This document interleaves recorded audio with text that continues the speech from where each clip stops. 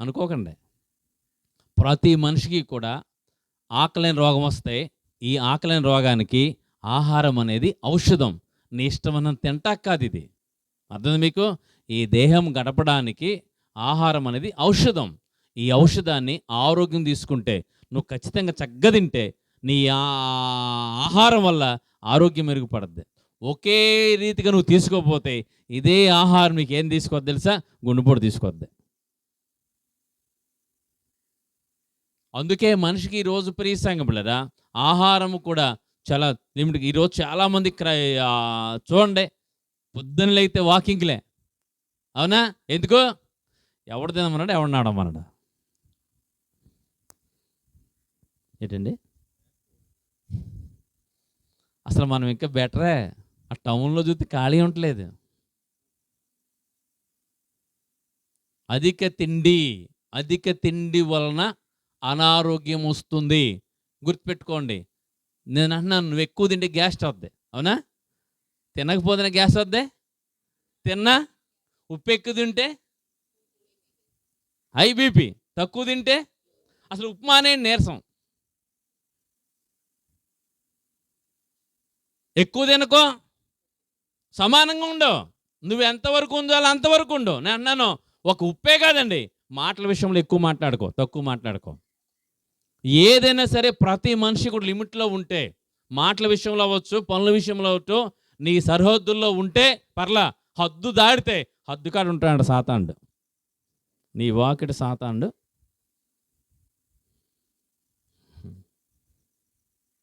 అధిక తిండి వలన వస్తుంది ప్రియ సంగములారా అనారోగ్యం. అందుకే నువ్వేం చేయాలి పాస్టర్ గారు అంటే, తిండి విషయంలో కూడా క్రైస్తవుడు జాగ్రత్తగా ఉండాలి. ఇంకో మాట తెలుసా? ఖచ్చితంగా ప్రతి టైం టు టైం అన్నం తినాలి. మనోళ్ళు పెళ్ళిళ్ళు జరుగుతాయండి, అసలు టైం టు టైం తింటామా?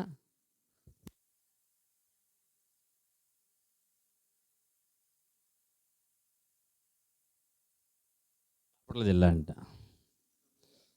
నేను సేవకు వచ్చి 2007లో వచ్చాను. ఇప్పుడు 15 సంవత్సరాలు. 15 సంవత్సరాలు బట్టి ఏనాడు పెళ్ళిలో 12కి భోజనం తిన్న దాఖలాలు లేవు. ఏనాడు 3, 4. అందుకనే సాధారణంగా పెళ్లి కూడా భోజనం చేయను సాధారణంగా. ఇప్పుడు తప్పనిసరి అయితే. ఎందుకంటే 3ంటిగా నేను అంటున్నాను, టైం తప్పిన తిండి బాగుంటుందా? అది ఆరోగ్యానికి కాదు, అనారోగ్యానికి కారణం. అందుకని అంటున్నాను, ఏ పని ఎప్పుడు చేయాలి అప్పుడు చేయడానికి ప్రయత్నమో చేయాలి. అధిక తిండి వలన అనారోగ్యం వస్తుంది, గుర్తుపెట్టుకోవాలి. ఇంకా 4వ కారణం ఏంటయ్యా పాస్టర్ గారు? క్రైస్తవులుగా మీకే ఈ కారణం ఏంటయ్యా పాస్టర్ గారు? కొరింథీయులకు రాసిన మొదటి పత్రిక 11వ అధ్యాయం. కొరింథీయులకు రాసిన మొదటి పత్రిక 11వ అధ్యాయం 27వ వచనం. కాబట్టి ఎవడు అయోగ్యముగా ప్రభు యొక్క రొట్టెను తినను, త్రాగునో, గూర్చియు రక్తము గూర్చియు మనుష్యుడు పరీక్షించుకొనవలను, అలాగు చేసి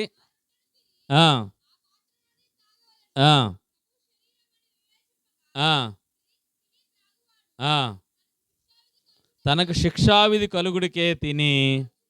5వ కారణం, 4వ కారణం. 5వ కారణం, మనమందరం మీరు చర్చికి వెళ్తున్నారు. మీరు అందరూ వెళ్తున్నారా? బాప్తిసాలు తీసుకున్నారా? గుర్తుపెట్టుకోండి, బాప్తిసం తీసుకున్న వాళ్ళు సంస్కారపు ఆరాధన విషయంలో నిర్లక్ష్యముగా ఉండకూడదు. అర్థమైందా మీకు? సంస్కారపు ఆరాధన విషయంలో నిర్లక్ష్యముగా ఉండకూడదు. ఎందుకు పాస్టర్ గారు అంటే, అది ప్రభు యొక్క శరీరము. మీరేమంటారో తెలుసు, రొట్టె రసం అంటారు. అనకూడదు ఎప్పుడు కూడా. అది క్రైస్తవ డిక్షనరీ వర్డ్స్ కాదు అవి. పరిశుద్ధ గ్రంథం ఏం చెప్పింది? అందుకే ఆ ప్రభు ఏం చెప్పాడంటే, నా శరీరం తిని అన్నాడు తప్ప రొట్టె రసం అన్నాడా? నా శరీరం తిని రక్తం త్రాగువాడు. ఎందుకు ఈ మాట చెప్తున్నానంటే ప్రియ సంగములారా, గుర్తుపెట్టుకోండి. ఎందుకు తిని తాగాలి పాస్టర్ గారు అంటే, ఎందుకు తిని తాగాలి పాస్టర్ గారు అంటే, మీకు ఒక సత్యం చెప్పి నేను ముందుకెళ్తాను. టైం అయిపోయి పర్లేదు కదా. సత్యం చెప్పి నేను ముందుకెళ్తాను, గుర్తుపెట్టుకోండి. మత్తయి సువార్త, అందరూ జాగ్రత్తగా చదవండి, అది మీకే మంచిది, మాకు మంచిదే. మత్తయి సువార్త 15వ అధ్యాయము 22వ వచనం కానీ చదివితే, అక్కడ ఒక కనాను స్త్రీ వచ్చింది. ఓకేనా? ఇదిగో తురువు వచ్చి, అమ్మ బైబిల్ తేలేదు నువ్వు, సెల్ ఫోన్లో బైబిల్ చదువుతున్నావా? లేటెస్ట్ అప్డేట్ అయిపోయావు నువ్వు. ఓకే, చదవండి, ఇంకెందుకు మరి. ప్రభువా, దావీదు కుమారుడా, నన్ను కరుణించుము, నా కుమార్తె దెయ్యం బట్టి బహు బాధపడుతుందని చెప్పాను. అందుకు ఆయన ఆమెతో ఒక్క మాట అయినను చెప్పలేదు. అప్పుడు శిష్యులు వచ్చి, ఈమె మన వెంబడి వచ్చుచున్నది కనుక ఈమెను పంపివేయమని కేకలు వేయమని చెప్పగా, ఆయన పంపివేయమని చెప్పగా, ఆయన నశించుచున్న గొర్రెల ఎద్దుకే కానీ మరి ఎవరి ఎద్దుకు నేను రాలేదన్ను. ఆయనను ఆమె వచ్చి మొక్కి, ప్రభువా అడిగాను. అందుకు ఆయన, పిల్లల రొట్టె ముక్క దీన్ని కుక్క పిల్లకి వేయడం తగదని చెప్పగా, చాలండి. అర్థం మీకు? తురు సీదోను ప్రాంతం అంటే వీళ్ళు ఇజ్రాయెల్కి బద్ధశత్రువులు. అయినా ఈ కనాను స్త్రీ యూదులకి వ్యతిరేకమైన స్త్రీ, కానీ ఆవిడ అవసరత ప్రభుదే నడిపించింది. ఆవిడ యొక్క అవసరత ప్రభుదే నడిపించింది. గుర్తుపెట్టుకోవాలమ్మా. ఇలాంటి టైంలో యేసుక్రీస్తు దగ్గరికి వచ్చి, ప్రభువా నా కుమార్తెకి దెయ్యం పట్టిందయ్యా, దెయ్యం వదిలించాలి నువ్వు అని చెప్పింది. ఆయన అన్నాడు, నశించిన గొర్రెల యొద్దకే కానీ మరి ఎవరి యొద్దకు నేను రాలేదయ్యా. యేసు ప్రభువారు ఫస్ట్ మేనిఫెస్టో దేనికోసం అంటే, భూలోకములో ఒక దైవ సంబంధమైన ప్రజలు ఉన్నారు, నిబంధన ప్రజలు ఉన్నారు, వాగ్దాన ఆచారాలు గల ప్రజలు ఉన్నారు. వాళ్ళకి ముందు రక్షణ అనేది ముందు ఆయన మేనిఫెస్టోలో ఫస్ట్ ఉండేది అదే. అయితే ప్రియసనులారా, ఇప్పుడు ఈవిడ అంటుంది, అయ్యా నా కుమార్తె దెయ్యం బట్టి బహుబాధపడుతున్నప్పుడు నేను నశించుతున్న గొర్రెల యొద్దకే కానీ ఎవరి యొద్దకు పంపలేదయా అన్నప్పుడు, ఆయనను అవి వచ్చి మ్రొక్కి, ప్రభువా నాకు సహాయం చేయమని అన్నప్పుడు యేసుక్రీస్తు అన్న మాట ఏంటో తెలుసా? అమ్మా, పిల్లల రొట్టె ముక్క తీసుకుని కుక్క పిల్ల వేయట తగదని చెప్పాడు. ఆవిడకి ఏం కావాలి చెప్పాలి మీరు? ఆవిడకి ఏం కావాలి? ఆవిడకి అమ్మా ఏం కావాలి? ఆవిడకి దేనికోసం వచ్చింది? స్వస్థత కోసం వచ్చింది. కుమార్తెకి ఏం పట్టింది? దెయ్యం పట్టింది. దెయ్యము వదిలిపోవాలి. ఈయన దేని గురించి చెప్తున్నాడు? పిల్లల రొట్టె ముక్క తీసుకుని కుక్క పిల్లకు వేయట తగదు అని చెప్పాడు. ఈయన రొట్టె గురించి మాట్లాడుతున్నాడు. ఆవిడకి ఏం కావాలి? స్వస్థత కావాలి. అవునా? రొట్టెకి స్వస్థతకి సంబంధం ఉందా? పరిశుద్ధ గ్రంథంలో 3 రకాల రొట్టెలు ఉన్నాయి. యేసుప్రభువు వారు మాట్లాడే రొట్టె మామూలు రొట్టె కాదు. మీరు పొద్దున్నే తినేది నాన్ రొట్టె. రొట్టె కానీ రొట్టె నాన్ రొట్టె, ఇది ఉండేది కాదు. కానీ ఆయన మాట్లాడుతున్న రొట్టె జీవపు రొట్టె. గుర్తుపెట్టుకోవాలి. ఆవిడకి ఏం కావాలి? స్వస్థత కావాలి. ఆవిడకి ఏం కావాలి? దెయ్యం వదిలిపెట్టి వెళ్ళిపోవాలి. ఈయన ఏం చెప్తున్నాడు? రొట్టె గురించి మాట్లాడుతున్నాడు. రొట్టెకి స్వస్థతకి, రొట్టెకి దెయ్యానికి సంబంధం ఉందా పాస్టర్ గారు? ఉంది. అందుకే నేను మీకు ఈ మాట చదివించాను. మీరు సంస్కార భారం తీసుకునే రోజున ఫస్ట్ ఆదివారం, అవునా? చాలా సంఘాలు అన్ని ఆదివారాలు ఇస్తారు. మరి ఒక్క ఆదివారం అంటే ప్రతి ఆదివారం క్రైస్తవుడు శరీరం తిని రక్తం త్రాగాలి. ఒక ఆదివారం కాదు. దీన్ని చేయనప్పుడు నన్ను జ్ఞాపకము చేసుకోమన్నాడు. చేయకపోతే జ్ఞాపకం లేదుగా. ప్రతి ఆదివారము మనము ఖచ్చితంగా తీసుకోవాలి. మనం ఫస్ట్ ఆదివారం ఎలా ఉంటాం తెలుసా? దేవదూతల వలె ఉంటాం. ఎందుకు? సంస్కారం కదా. రెండో ఆదివారం ఆ శ్రద్ధ ఉందా? మూడో ఆదివారం శ్రద్ధ ఉందా? నాలుగో ఆదివారం అలా ఉందా? మళ్ళీ ఫస్ట్ ఆదివారం ఎలా ఉంటాం? అబ్బో ఈరోజు ఏంటంట? సంస్కారం, చాలా జాగ్రత్తగా ఉండాలి. దేవదూతలే కాదండి. ప్రతి ఆదివారం ఒకేలా ఉండాలి. ప్రతి ఆదివారం ప్రభు యొక్క శరీర రక్తాన్ని మనము తీసుకోవాలి. ఎందుకంటే ప్రతి ఆదివారం ఎప్పుడైతే మీరు పాస్టర్ గారు ఆ శరీరం రక్తం ఇచ్చారు, గుర్తుపెట్టుకోవాలి. మీరు ఎప్పుడైతే మనసా వాచ కర్మన మోకరించి ప్రార్థన చేసి ఆ శరీరం తిని రక్తం త్రాగుతున్నారో, ఆ పాస్టర్ గారు లేకపోతే దైవజనుడు మీకు ఆ శరీరం రక్తం ఎప్పుడైతే ఇచ్చాడో, ఆ శరీరాన్ని మనసా వాచా కర్మ మీ నోట్లేసి లోనికి వెళ్ళిందో, మీలో ఉన్న దెయ్యం బయటికి వెళ్ళిపోద్ది. హల్లెలూయా. మీలో ఉన్న దెయ్యానికి సంబంధం ఏంటంటే అదే. ఎవరైతే ప్రియ సంఘులారా మనసా వాచా కర్మ ప్రభు సన్నిధికి వచ్చి మోకరించి ప్రార్థన చేస్తూ దైవజనుడిచ్చిన ఆ సంస్కారం ద్వారా ప్రభు శరీరం రక్తం మీలోకి ఎప్పుడైతే వెళ్ళిందో, మీలో ఏ దెయ్యమైనా వెళ్ళిపోద్ది. హల్లెలూయా. అది లేకపోతే మనమే పెద్ద దెయ్యాలు. మనమేమంటాం తెలుసా? దెయ్యం వచ్చేసింది రోయ్. అసలు మనమే పెద్ద దెయ్యం, ఎక్కడికి దెయ్యాలు వస్తాయి? క్రైస్తవుడుగా నీవు ప్రభు యొక్క శరీరము రక్తము అని వివేచించక నిర్లక్ష్యముగా సన్నిధిలో కూర్చుని తీసుకుంటే నీకు ఖచ్చితంగా ఏం పంపుతాడని చెప్పాడు తెలుసా? అనారోగ్యం పంపిస్తానని చెప్పాడు దేవుడు. అందుకే మనం అందరము కూడా చేయవలసిన పని విషయం ఏంటో తెలుసా మీకు? బాప్తిసం తీసుకున్న ప్రతి ఒక్కరూ కూడా నెగ్లజెన్సీగా ఉండకండి. సన్నిధిలో సంస్కార విషయంలో నెగ్లజెన్సీగా ఉండకండి. కొంతమంది ఏం చేస్తారు తెలిసిపోతే, టిఫిన్ చేశాను సంస్కారం తీసుకోను, ఈరోజు తప్పు చేశాను సంస్కారం తీసుకోను అనుకోకండి. నేను అంటున్నాను, మనం అందరం పాపులం కనుక ఆయన రక్షకు కావాలి. మనం పాపులం కాకపోతే ఆయన ఎందుకు? అర్థం మీకు? ఒక దైవజనుడు దొరగారంటండి సంస్కారం ఇస్తున్నాడు. సంస్కారం ఇస్తుంటే ఒక వ్యక్తి సంస్కారం తీసుకునే స్థితిలోంచి బయటికి వెళ్ళి నుంచున్నాడట. బయటికి వెళ్ళి నుంచుంటే దైవజనుడు అడిగాట, అయ్యా ఎందుకు దూరంగా నుంచున్నా ఉంటే, ఈరోజు నేను పాపం చేశానండి, నేను పాపం చేశాను అందుకే ఈరోజు సంస్కారం తీసుకొని అన్నాడంట. అప్పుడు ఆ దైవజనుడు అడిగాట, నీ పాపం గొప్పదా, నీ కొరకు యేసు రక్తం కార్చిన రక్తం గొప్పదా అని అడిగాటండి. ఏది గొప్పదే? రక్తం గొప్పది గనక, నీ పాపం గొప్పది కాదు గనక నువ్వు వచ్చి పాల్గొమని చెప్పాడు.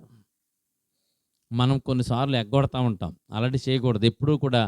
ఎప్పుడూ సంస్కార బాప్తిసం తీసుకున్న వాళ్ళు ప్రభుసంలో ఎప్పుడూ కూడా నెగ్లిజెన్సీ లేకుండా ప్రభు యొక్క శరీరం రక్తం విషయంలో ప్రతి ఒక్కరు కూడా జాగ్రత్త కలిగి ఉంటే మీకు మంచిది. లేదంటే అనారోగ్యం తథ్యం. ఇది సత్యం. నేను ఎన్ని కారణాలు ఎందుకు చెప్పాను తెలుసా? మనిషికి అనారోగ్యం రావడం గల కారణాలు ఇవి. మరి ఇప్పుడు పోవాలంటే ఏం చేయాలి? పాస్టర్ గారు ఆల్రెడీ వచ్చేసింది, అనారోగ్యం వచ్చింది, మరి పోవాలంటే ఏమైనా ఉన్నాయా కారణాలంటే? అనేక కారణాలు ఉన్నాయి. మొట్టమొదటి కారణం, పోవాలంటే ఏం చేయాలి పాస్టర్ గారు? యాకోబు రాసిన పత్రిక 5వ అధ్యాయం 17-18 వచనాలు చదువుకుందాం. యాకోబు రాసిన పత్రిక 5వ అధ్యాయం 17-18 వచనాలు. ఏలియా అంతకుముందు వచనాలు చదవమ్మా, 14-15 చదవండి. మీ పాపములు ఒకనితో ఒకడు ఒప్పుకొనుడి,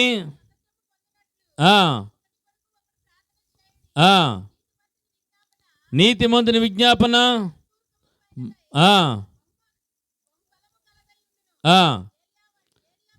ఏలియా మన వంటి స్వభావం గల మనుషుడే. అక్కడ యాకోబు గారు చెప్పాడు, మీలో ఎవరికైనా అనారోగ్యం కలిగిందా, వాడు ఏం చేయాలంట? ప్రార్థన, ప్రభునామం బట్టి ప్రార్థన చెయ్యాలి. రెండవదంట, ఒకటి పాపములు ఒకడు. ఖచ్చితంగా అనారోగ్యం రావడం గల కారణం ఏదో కారణం ఏముంది కనుక నువ్వు ప్రార్థన చేసినప్పుడు, ఇంకో మాట ఏంటి తెలుసా? కొంతమంది ఆయన పరిశుద్ధులను ఒప్పుకుంటారు, అదే టైంలో నేను పాపిని మాత్రం ఒప్పుకోమనం. నీ నోటి వెంట నేను పాపం చేసిన ఎప్పుడు మాట వచ్చిందా మనకే? మనం పాపాన్ని దాయడానికి ఇష్టపడతాం తప్ప 10 మందిలో పాపం గురించి ఒప్పుకుంటే ఏమనుకుంటాడో. నేను అన్నాను, పాపం చేయడానికి లేని సిగ్గు ఒప్పుకోవడానికి ఎందుకు?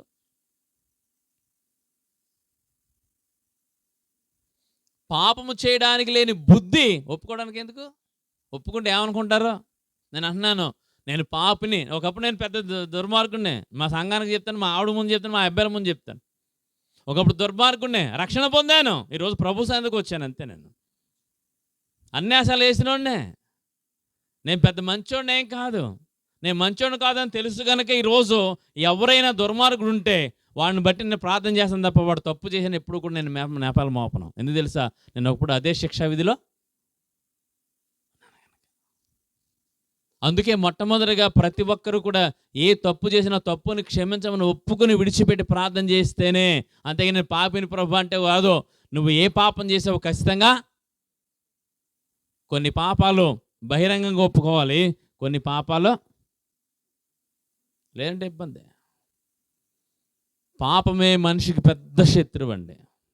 అయితే పాపం మొట్టమొదటిగా తీయగానే ఉంటుంది.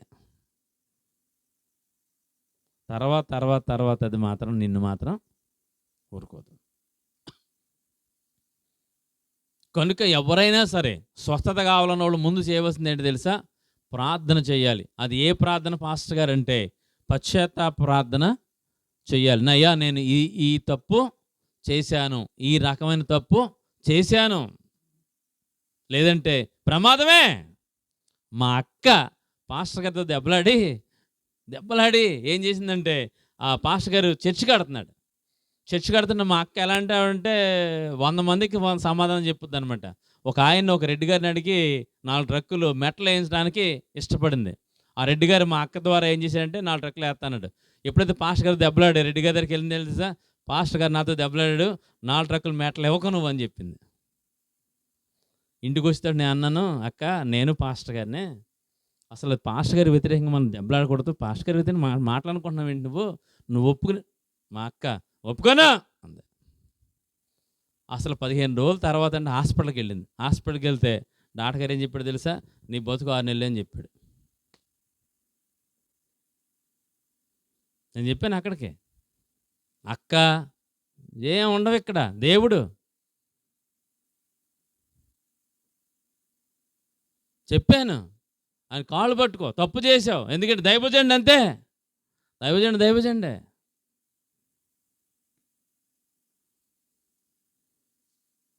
6 నెలల తర్వాత లేదు మా అక్క. ఎవరైనా ఒకటే దేవునికి, నేనైనా ఒకటే. అందుకే నన్ను పాపం అనేది చాలా ప్రమాదకరమైంది. ఒప్పుకొని విడిచిపెడితే ఏం జరుగుతాయా? ఒప్పుకోవడానికి నీకు ఇచ్చిన గొప్ప అవకాశం ఏంటో తెలుసా?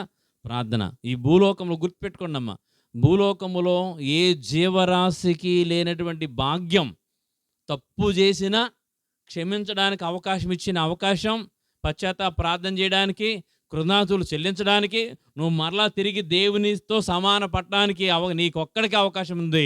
భూలోకంలో ఏ జంతువుకి అవకాశమో ప్రకృతికి కూడా లేదండి. మానవుడికి ఇచ్చిన గొప్ప భాగ్యం ఏంటి తెలుసా? తప్పు చేసిన అవకాశం నీకు మరలా తిరిగి పరలోకం చేరడానికి ఒక గొప్ప అవకాశం ఒక మానవుడికి మాత్రమే ఉందండి. నీకు ఇచ్చిన అవకాశాన్ని వదులుకుంటే ఎవడని రక్షించడానికి అవకాశమో లేదు. అందుకే ప్రతి ఒక్కరు మొట్టమొదటిగా ఏం చేయాలి తెలుసా?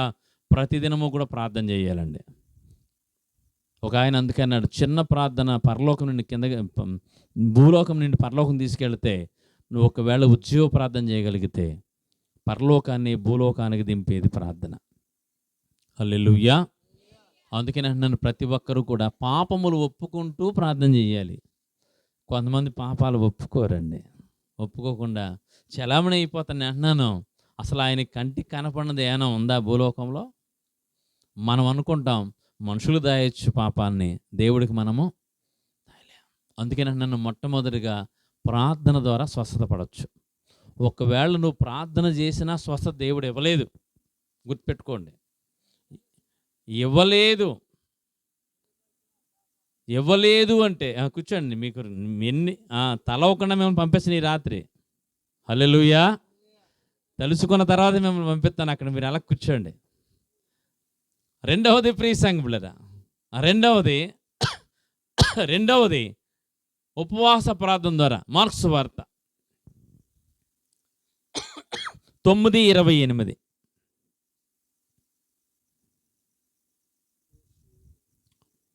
మార్క్ 9:28. ఆయన ఇంటిలోనికి వెళ్ళిన తర్వాత ఆయన శిష్యులు, మేమెందుకు ఆ దెయ్యమును వెళ్ళగొట్టలేదని ఏకాంతముగా ఆయన అడిగిరి. అందుకు ఆయన ప్రార్థన వల్లనే కానీ, ప్రార్థననే కాదు పుట్టినోడు పెట్టాడా? ఏంటది? ఉపవాస ప్రార్థన ద్వారా కొన్నిసార్లు ప్రార్థన చేసావు, నీకు అనారోగ్యం పోలా, నువ్వు చేయవలసిన రెండో పని ఏంటి తెలుసా? ఉపవాస ప్రార్థన చేయాలి. ఉపవాస ప్రార్థన చేసేవాడికి మొట్టమొదటిగా అసలు భక్తిలోనే ఆరోగ్యం పెట్టాడు. సర్వజనులారా చప్పట్లో, చర్చిల్లో బాగా చప్పట్లు కొట్టేవాడికి, గుర్తుపెట్టుకోండమ్మా, చప్పట్లు బాగా కొట్టేవాడికి ఈ రక్తం అంతా కూడా ఎక్కడా కూడా క్లాట్స్ ఉండవండి. రక్తం క్లాట్స్ అవ్వదండి. బాగా చప్పట్లు కొట్టేవాడికి, గుర్తుపెట్టుకోండి, బాగా చప్పట్లు కొట్టేవాడికి ఎక్సర్సైజ్ అంతే. కొంతమంది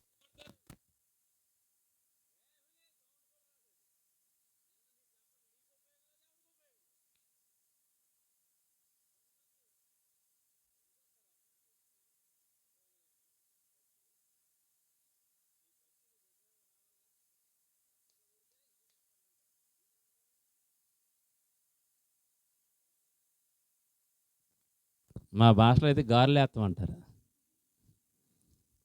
సర్వజనుల చప్పట్లు కొట్టేవాడికండి రక్త ప్రసరణ జరిగి యాక్టివ్నెస్ ఉంటుంది. రెండోది ఏంటి తెలుసా, ఎక్కడ కూడా బ్లడ్ క్లాట్ అవ్వదండి.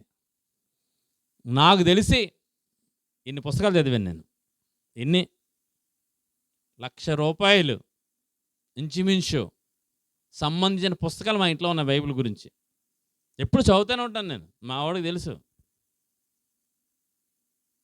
భక్తిలోనే ఆరోగ్యం ఉందండి. చెప్పానుగా, క్రమములోనే ఆరోగ్యం ఉంది, భక్తిలోనే ఆరోగ్యం ఉంది. కనుక మొట్టమొదటిగా మీరు చేయండి ఏంటి తెలుసా, ఉపవాస ప్రార్థన చేయండి. ఆ ప్రార్థన జరగకపోతే ఉపవాస ప్రార్థన చేయాలి. అందుకే ప్రభు శిష్యులన్న దెయ్యం ఎందుకు వెళ్ళకపోతామో ప్రభా అంటే, ఉపవాస ప్రార్థన ద్వారా కానీ మరి దేనివల్ల సాధ్యము. అసలు మనం తిండి కొబ్బరికాయ ముక్క లేకపోతే చర్చిలో తగులే, అవునా? ఆ తిండి కోసమే కదా ఏసీ అవజేషత్వం పోగొట్టుకుంది. నేను అందుకే అంటున్నాను ప్రియ సంఘములారా, కొన్నిసార్లు ఉపవాస ప్రార్థన మనకి ఆశీర్వాదం. ఒకటి ఆరోగ్యం ఉంది, రెండోది ఆశీర్వాదం ఉంది. కొన్నిసార్లు ఉపవాస ప్రార్థన ఖచ్చితంగా చేయాలి. ఆ తిండే కదా ఆదాం గారిని భూలోకాన్ని పంపించేసింది. ఆ ఉపవాస ప్రార్థనే కదా భూలోకంలో యేసయ్యను పరలోకవాసిగా చేసింది. హల్లెలూయా. అందుకే ఉపవాస ప్రార్థన ఖచ్చితంగా చేయాలి. ఉపవాస ప్రార్థన ఎవరైతే చేస్తారో, ఒకటి వాళ్ళకి ఒళ్ళు రాదు, ఒళ్ళు రాని వాళ్ళకి గుండెపోటు రాదు. రెండోది అపెండిసైటిస్ రాదు. అపెండిసైటిస్ అంటే 24 గంటల నొప్పి అంటారు. నెలకి కానీ 15 రోజులకు కానీ ఒక్కరోజు ఉపవాస ప్రార్థన చేసేవాడికి పొద్దున్న 6 నుంచి సాయంత్రం 6 గంటల వరకు ఏం తినకుండా ఉంటే, అప్పుడప్పుడు నేను అంటున్నాను ప్లీజ్ ఈ మిషన్కి కొంచెం రెస్ట్ ఇవ్వాలి. ఎందుకు ఈ మాట చెప్తున్నా తెలుసు, ఇంకా మీకు చెప్పనా, అసలు మనిషి చుట్టిన దేవుడే. ఈ మనిషి లేకపోతే ఈ వాహనం కొన్ని రోజులు పనిచేయాలి, కొన్ని రోజులు ఖాళీగా. ఆ ఫ్యాన్ ఏకదడికి తిరిగేస్తే ఎన్నాళ్ళు ఉంటుంది, తొందరగా పోద్ది. అందుకే అప్పుడప్పుడు దానికి ఏం చేయాలి, రెస్ట్ ఇవ్వాలి. మనిషి కూడా దేవుడు 7 రోజులు చేశాడు, వినండి, అవునా? 7 రోజులు చేశారు, రోజుకి 24 గంటలు చేశాడు. పగలంతా పొద్దున్న నుంచి 6 గంటల వరకు, సాయంత్రం 6 గంటలు మీరు పని చేసుకోండి. రాత్రి ఎందుకు పెట్టాడు తెలుసా మీకు? 24 గంటలు పగల పెడితే అసలు 24 గంటలు చేస్తూనే ఉంటారు, ఆశే కదా. అందుకే ఏం చేసాడు తెలుసా, పొద్దుగోకుంది, పక్షులు ఎక్కడికి వస్తున్నాయి, మీరు కూడా గూడుకొచ్చి పడుకుంటారా. 12 గంటలు కష్టపడితే ఈ శరీరం, 12 గంటలు రెస్ట్ ఉంటే ఎప్పుడూ కూడా గుర్తుపెట్టుకోండి, ఎప్పుడు నీకు ఆరోగ్యం ఉంటుంది. అసలు రాత్రి 10 సాయంత్రం 6 8 పడుకున్నవాడు ఎవడన్నా ఉన్నాడా? ఎన్నింటికి పడుకుంటున్నారు ఇప్పుడు? మనిషి ఎన్ని గంటలు నిద్రపోవాలి తెలుసా మీకు? మినిమం ఎన్ని గంటలు నిద్రపోవాలి తెలుసా? 8 గంటలు నిద్రపోవాలి. మీలో ఎవరైనా రోజుకి 8 గంటలు నిద్రపోయేవాళ్ళు ఎవరైనా చేతులు ఎత్తండి. బహుశా మీకు టీవీ లేకపోయి ఉండొచ్చు, మీకు సెల్ ఫోన్ లేకపోయి ఉండొచ్చు, అవునా? నేను అంటున్నా, రాత్రి ఖచ్చితంగా 8 గంటలు నిద్రపోయి తెల్లగట్ల 5 గంటలకు ఏమైనా లేచి ఉంటే వాడు ఖచ్చితంగా మినిమం 80 ఏళ్ళు బతుకుతాడు. 9కి నిద్రపోయేవాడు 70 ఏళ్ళు బతుకుతాడు. 10కి నిద్రపోయేవాళ్ళు, మాట్లాడండి, ఇంక మాట్లాడరు నాకు తెలుసు, 11 నిద్రపోయేవాడు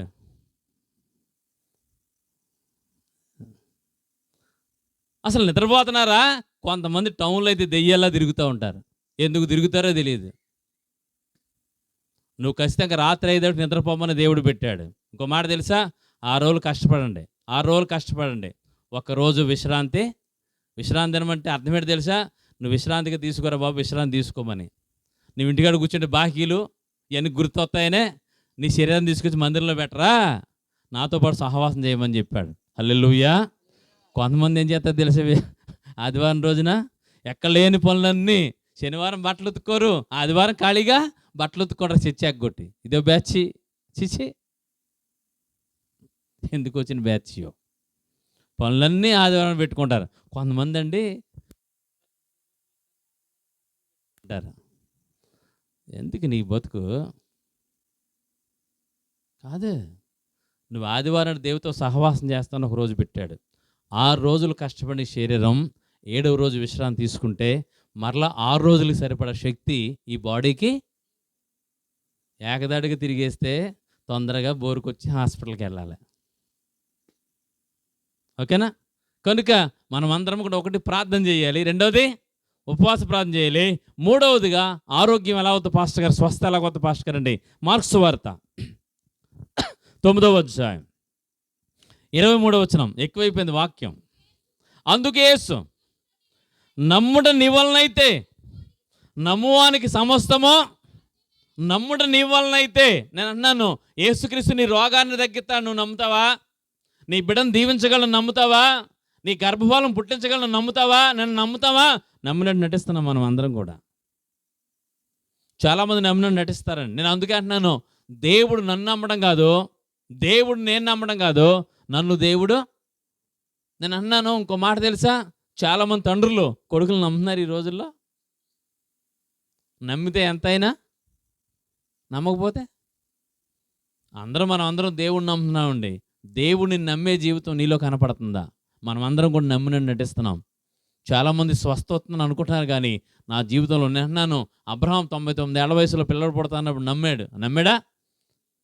ఈరోజు మనం పెళ్ళై 2 ఏళ్ళు అయితేనా, 4 ఏళ్ళు అయితే, నీ మధ్యన ఎక్కడికో నేను ఆన్లైన్ ప్రేయర్కి వెళ్తే 4 ఏళ్ళు అయిపోయిందండి ఇంకా పిల్లలు పుట్టలేదు అంటుంది. 4 కదా అన్నాను నేను. మా అత్తగారు ఒప్పుకోవట్లేదండి. ఏం చేయమంటావమ్మా? 4 ఏళ్ళు అయితే పిల్లలు పుట్టరా? 5 ఏళ్ళు అయితే పిల్లలు పుట్టరా? నేను పుట్టింది మా అమ్మకి నాన్నకే, పెళ్ళైన 29 ఏళ్ళకే. అల్లు చెప్తారా? నమ్ముతారా? మరి నవ్వాలి. నన్ను లేటుగా పుట్టించాడు దేవుడు, ఎందుకంటే మా నాన్నగారు ఉద్యోగస్తుడు. దేవుడు ఆశీర్వాదం కాలంతో పని లేదు, సమయముతో పని లేదు, స్థలముతో పని లేదు, నీతో కూడా పని లేదు. ఆయన చేసుకెళ్ళగలడు అంతే. నువ్వు నమ్మాలి. కానీ మనం నమ్మవండి. ఎంతవరకు నమ్మాలి పాస్టర్ గారు? నీ సమస్య ఎంత గొప్పదైతే నీ నమ్మకం అంత గొప్పదై ఉండాలి. అందుకే ప్రభు చెప్పాడు, నమ్ముట నివ్వాలి, నమ్మని సమస్తము. ఆ సమస్తములో నీ ఆరోగ్యం ఉంది, ఆ సమస్తంలో ఆశీర్వాదం ఉంది, సమస్తంలో పెళ్ళి ఉంది, గర్భఫలం ఉంది, దీవెన ఉంది, ఉద్యోగం ఉంది. కానీ నువ్వు నమ్మాలి, దేవుడు చేస్తాడు అని నమ్మాలి. నేను అన్నా, నువ్వు ప్రార్థన చేసేటప్పుడు నువ్వు నీ నమ్మక శాతం ఎంతో దేవుడికి కనపడతా ఉంటుంది. ఇంకా 4వదిగా ప్రియ సంఘములారా, సామెతల గ్రంథం 4వ అధ్యాయం 20, 22, 23, 24, 23 వచనాలు చదువుకుందాం. నా కుమార నా మాటలు చదవండి. దొరికిన వారికి జీవమును ఇచ్చును, నీ హృదయములోని జీవధారలు. అక్కడ వాక్యం గురించి మాట్లాడుతూ అంటున్నాడు. నా కుమార నా మాటలు వినమని చెప్తే అంటున్నాడు, నా మాటలు దొరికిన వారికి ఏంటంట? జీవమును, సర్వ శరీరమునకు ఆరోగ్యం. దేవుని మాట వినడం ద్వారా నీకు ఆరోగ్యం అండి. మాట వినాలి మనం. ఎందుకు పాస్టర్ గారు అంటే, దేవుని వాక్యములో జీవం ఉన్నది. అందుకే స్టీవెన్సన్ గారు పాట రాశాడు, నీ మాటలో స్వస్థతున్నది, అది ఏ నన్నిలలో బ్రతికించుచున్నది, మాటతోటి జీవమిచ్చినావా, మరణమును లేపినవో దేవా. కారణం ఏంటంటే, 5వదిగా 4వదిగా దేవుని వాక్యం వినడం ద్వారా మనకు ఆరోగ్యం వస్తుంది. ఇంకా 6వదిగా చెప్పి ముగిచ్చేస్తాను చూడండి. యోహాను వ్రాసిన మొదటి పత్రిక 5వది. యోహాను వ్రాసిన మొదటి పత్రిక 1వ అధ్యాయం 9వ వచనం. మన పాపములు మనం ఒప్పుకునే యెడల ఆయన నమ్మదగిన దేవుడు గనుక ఆయన మన పాపములను క్షమించి సమస్త దుర్నీతులను మనల్ని ఏం చేస్తాడంట? అపవిత్రులైన మనల్ని ఏం చేస్తాడంట? పవిత్రులకు. ఎప్పుడు తెలుసా? మన పాపాలను మనం ఏం చేయాలి తెలుసా?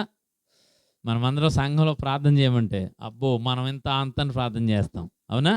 అందుకు కానీ ప్రభు ఏం చెప్పాడు తెలుసా? ఒంటరి ప్రార్థన చేయమన్నాడు. ఒంటరి ప్రార్థన ఎందుకు చేయమన్నాడు తెలుసా? ఎవరు లేకుండా ఉంటే మన పాపాలని చక్కగా చెప్తాం. నలుగురు చూస్తున్నారు అనుకోండి, నీతిమంతులు ప్రార్థన చేస్తాం మనం, అవునా కదా? ఒక ఆవిడ సంఘంలో ప్రార్థన చేస్తుందంట, ప్రభు నేను పందిని, పక్క ఆవిడ అంటుందండి నంది, అవును నాయన అంటుందంట. ప్రభు నేను దరిద్రురాలని, కొంతమంది అదే ప్రార్థన చేస్తారు, పందిని ఉంది అది.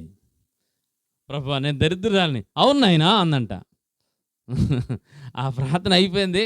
ప్రార్థన అయిపోయిన తర్వాత ఇద్దరు బయటకు వచ్చి ఏమే ఇందాక నేను పందినంటే ఏమంటున్నావు నువ్వు? నెల కనపడుతున్నాడు నీకు? అయ్యా ఇక్కడ కూర్చోండి, మీ పాట పాడిచ్చే పంపిస్తాను మిమ్మల్ని. హల్లెలూయా. కనుక నేను అంటున్నాను, సంఘంలో మనం చేసే ప్రార్థన ఎలా ఉంటాయో తెలుసా? ప్రజల కోసం. నేను అంటున్నాను, ప్రజల కోసం కాదు నువ్వు చేసే ప్రార్థన, ప్రభు కోసం చేయి. హల్లెలూయా. అందుకే నేను అంటున్నాను, ఈ రాత్రికాల సమయంలో మన జీవితాల్లో 1 ప్రార్థన, 2వది ఉపవాస ప్రార్థన, 3వది దేవుని మాట వినడం, 4వది దేవుని నమ్మడం ద్వారా, 5వది ప్రీసను మన పాపాలను మనం ఒప్పుకొని విడిచిపెట్టినప్పుడు మన జీవితంలో స్వస్థత కార్యం దేవుడు చేస్తాడు. హల్లెలూయా. అందుకే ఈ రాత్రి మనం అందరము కూడా చేయవలసిన పని ఏంటంటే, పాస్టర్ గారు స్వస్థపరిచి యెహోవా నేనే అన్నాడు, బాగానే ఉంది. ఆ స్వస్థత ఎందుకు రావాలి? ఎందుకు మనకు స్వస్థత కావాలంటే రోగం వచ్చినప్పుడే. ఆ రోగం ఎందుకు వచ్చింది అని మనం చూసుకుని దాన్ని ఒప్పుకొని విడిచిపెట్టినప్పుడు దేవుడు ఆధ్యాత్మిక సంబంధమైన స్వస్థత ఇస్తాడు. అన్నిటికంటే ముఖ్యంగా అసలైన మాట చెప్పేసి నేను ముగిస్తాను. 1 మనిషికి మనసుకి సంబంధం ఉంది. మనసు పాడైతే మనిషి పాడవుతాడు. మనసు పాడైతే ఇప్పుడు మీలో ఎవరైనా సరే, ఇక్కడ అయిపోయిన తర్వాత భోజనాలు పెడతారు కదా, ఓకేనా? మీలో ఎవరికైనా మనసు బాగోకపోతే బాధల్లో ఉంటే వాళ్ళు భోజనం చేయలేరు. ఒకవేళ భోజనం చేసినా అది ఏమన్నా ఎవడదా ఏం తెలుసా? మీకు మనసులో బాధ. అదే మనసు సంతోషంగా ఉన్న వాళ్ళు 4 ముద్దలు ఎక్కువ తింటారు. ఇక్కడ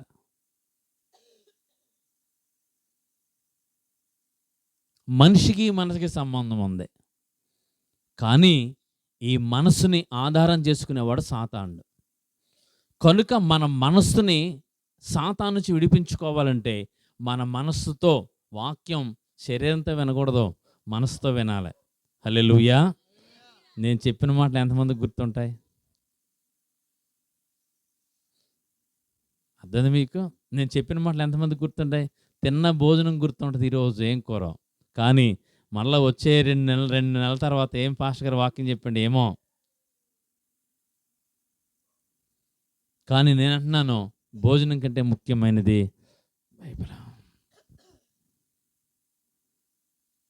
ఓకే, ఎప్పుడు ఎందుకు పనిరాను నేను చెప్తున్నానుగా. నన్ను చూస్తే అందరూ భయపడేవారు, జడుచుకునేవారు. ఈరోజు అదే వీధిలో నేను వెళ్తూ ఉంటాను, అయ్యగారు రండి అంటారు. ఒకప్పుడు అదే వీధిలో ఎందుకు వచ్చాడు ఈ ఎదవ అనుకునేవారు. అదే వీధిలో నడిచి వెళ్తే ఏమంటారు తెలుసా? అయ్యగారు రండి అంటారు. నా మీద కత్తీసిరినోడు నేను బైబిల్ పట్టుకున్న తర్వాత పాస్టర్ గారిని అయిన తర్వాత ఇంటికి తీసుకెళ్ళి భోజనం పెట్టించాడు. అబ్బాయి పుడితే నా చేత పాత్రను పెట్టించాడు. నా మీద కత్తీసిరినవాడు, అందరితో చంపుతానని చెప్పినవాడు. విషయం దేవుడు అలా మార్చగలిగిన దేవుడు. కనుక ఈ రాత్రి ప్రతి ఒక్కరూ కూడా యేసుక్రీస్తుని పరిపూర్ణంగా మీరు నమ్మండి, వాక్యంలో ఉండండి, ప్రార్థనలో ఎదగండి. నామకావాస్తే పక్కన పెట్టండి. ఏదో వచ్చాం వెళ్ళాం కాదండి. మీ భక్తి రాబోయే తరాలకు మీకు ఏం చేయాలంటే ఆశీర్వాదకరంగా ఉంటాక మీరు ప్రయత్నము చేయండి. అలాంటి వారికి మీరు అందరూ ఉండాలని కోరుకుంటూ ఈ మాటలు ముగిస్తున్నాను. దేవుడి వాక్యం దీవించి ఆశీర్వదించునుగాక. ఆమేన్. చిన్న ప్రార్థన. పరిశుద్ధుడా నాయనా నీకు వందనాలు. ఈ రాత్రి 15:26 మీరు మాట్లాడారు తండ్రి, నీకు వందనాలు అయ్యా. నీ మాటలు నిత్యజీవపు ఓటలు నాయన. అవి దొరికిన వారికి సర్వశరీరముగా ఆరోగ్యం అని చెప్పారు. కనుక ప్రభువా, మేమందరము కూడా ఈ లోకంలో తండ్రి నాయన ఇదిగో ప్రభువా, నీ యొక్క ఆశీర్వాదం పొందడానికి తగిన సహాయం దయచేయండి తండ్రి. మా శరీర సంబంధం దుర్బలత్వం, మా శరీర అనారోగ్యం మమ్మల్ని ప్రార్థన చేయనివ్వట్లేదు. మా జీవితాలు, విశ్వాస జీవితంలో వెనక్కి నాయన తండ్రి నాయన ముందుకు రాకుండా వెనక్కి తోసేసే శక్తి మా ఆలోచనలకు ఉంది నాయన. కనుక ప్రభా, మేమందరము కూడా స్వస్థత పొందడం కంటే స్వస్థత రాకపోవడం గల కారణాలు తెలుసుకుని ప్రభా, విశ్లేషించుకుని స్వస్థత పొందడానికి మేము ప్రయత్నం చేసే భాగ్యం దయచేయండి. అసలు అనారోగ్యం రావడం గల కారణాలు ప్రభు రాత్రి తెలుసుకున్నాం. అనారోగ్యం వస్తే ఎలా పోవాలో కూడా తెలుసుకున్నాం. కనుక మేము వాక్య ప్రకారం జీవిస్తూ నీ రాకడ గురించి మేమందరం కూడా సిద్ధపరచబడే భాగ్యం దయచేయమని ఈ రాత్రి నాయనా మమ్మల్ని ఆహ్వానించిన మా ప్రియుల్ని, వారి కుటుంబాన్ని కూడా దీవించండి. మరి ముఖ్యంగా భారభరితమని పరిచయం చేయడానికి ఆ సామర్థ్యం దయచేయండి. ఆర్థికపరమైన సహాయం దయచేయండి. మానవపరమైన సహాయం దయచేయండి. ఇదిగో రాబోయే రోజుల్లో ఈ సంఘాన్ని విస్తరింపచేయండి. సంఘ సరిధిని విశాలపరచండి. ఇదిగో ప్రభా, ఈ గ్రామం అంతా రక్షణ పొందడానికి, అనేకులు నీ రాక సిద్ధపరచడానికి నీ దాసుని వాడుకుని మేము పొందమని మా తోటి దైవ దాసులను, వారి సంఘాల పరిచయం దీవించండి. కూడొచ్చిన బిడ్డలందరినీ కూడా పేరు పేరు చొప్పున దీవించి ఆశీర్వదించమని యేసుక్రీస్తు నామంలో అడిగి స్తుతించి వేడుకుంటున్నాం తండ్రి. ఆమేన్. అందరికీ వందనాలు.